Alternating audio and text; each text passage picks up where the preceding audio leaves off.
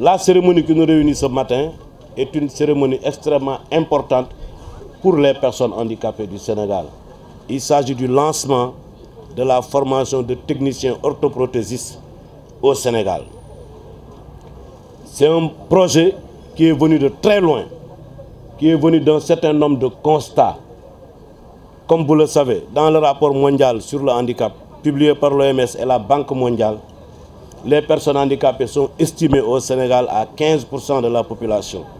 Et si on applique un tel taux sur une population de 18 millions de personnes, cela veut dire que les personnes handicapées tournent autour de 3 millions de personnes. Et parmi ces 3 millions de personnes, presque 2 millions sont des handicapés moteurs, c'est-à-dire des personnes handicapées qui ont besoin d'appareils orthopédiques, qui ont besoin de prothèses, qui ont besoin d'orthèses, qui ont besoin de béquilles, qui ont besoin de fauteuils et autres aides techniques. Or, le constat qui a été fait, c'est qu'au Sénégal, nous n'avions plus de techniciens ortho diplômés qui exercent dans nos structures publiques. Il n'y en avait plus, il n'y en avait presque plus, parce que le dernier technicien formé au Sénégal, c'est une dame, a été formé en 2004. Depuis lors, aucun autre technicien n'a été formé au Sénégal. De sorte que ceux qui étaient là sont tous aujourd'hui allés à la retraite. Il n'y en a plus. Ce que nous avons dans nos centres, dans nos différents centres, sont des techniciens formés sur le tas dans les ateliers, mais ce n'est pas des techniciens diplômés.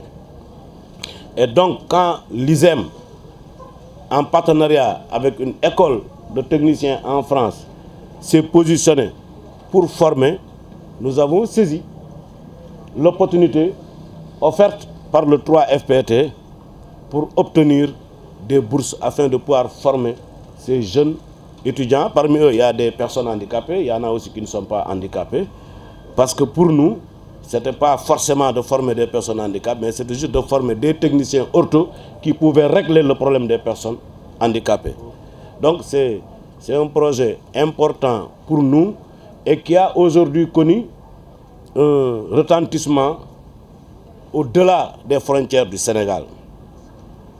Dans 1 an ou dans 2 ans, cette école va recevoir des étudiants venus des pays environnants pour former aussi leurs techniciens ortho. Parce que le problème que le Sénégal a connu aussi, le même problème est connu dans les autres pays.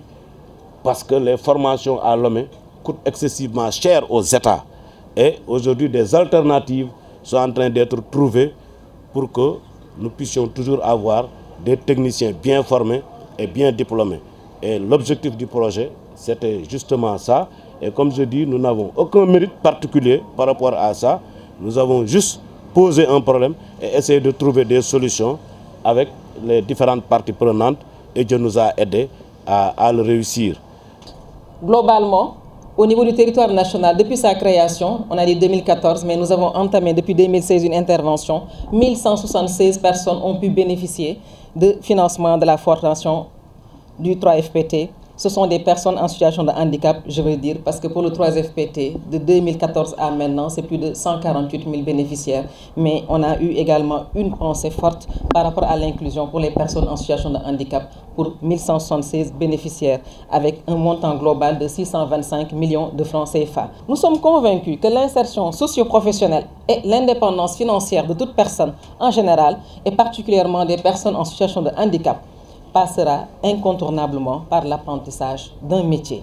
C'est pour cela que nous sommes ravis de pouvoir continuer à soutenir les projets de formation portés à notre attention à l'image de la formation de 20 techniciens orthoprothésistes qu'on ramène à 30 à partir de cette année, que nous ouvrons aujourd'hui dans les locaux de l'Institut supérieur d'études paramédicales de Mbour. Nous l'avons dit, cette formation financée sur 3 ans à hauteur de 120 millions intervient dans un contexte relativement sensible, compte tenu du déficit de ressources nationales formées convenablement outillées pour assumer le relais et les charges qu'implique une telle spécialité rare mais hautement importante, comme nous l'avons vu tout à l'heure à travers cette belle prestation théâtrale.